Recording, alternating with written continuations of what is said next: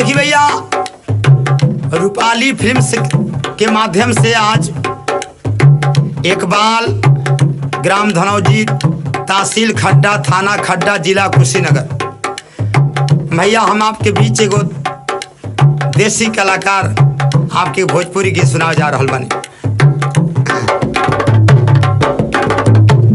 हाय देखिए भैया,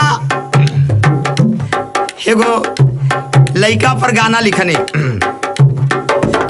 कि लइका के पढ़ावनी प्यार से, अरे लइका के पढ़ावनी प्यार से, अब ओकर किस्मत बिगड़ी गईल।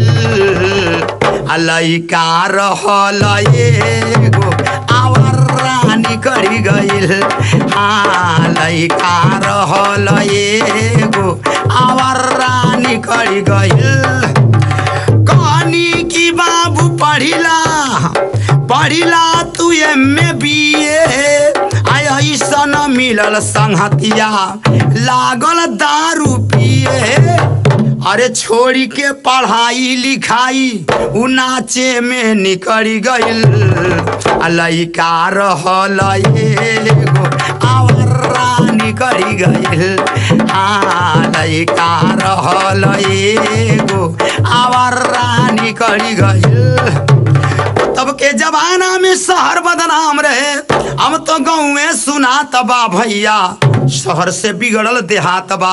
अब के छात्र लोग के पढ़े के न इच्छा, अब बगल में मोबाइल ध के होता परीक्षा।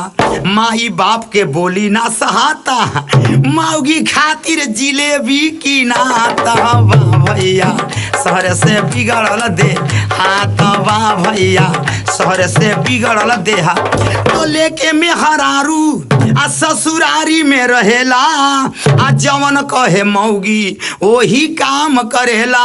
अरे माटी में मिला कर इज्जत आउ घर से बिचली गईल।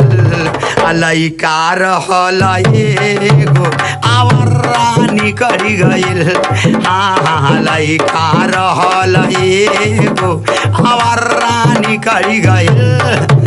लइका के पढ़वनी प्यार से, लइका के पढ़वनी प्यार से, ओकर किस्मत बिगड़ी गईल। लइका रहल एगो आवारा निकली गईल। हाँ, लइका रहल एगो आवारा निकली गईल।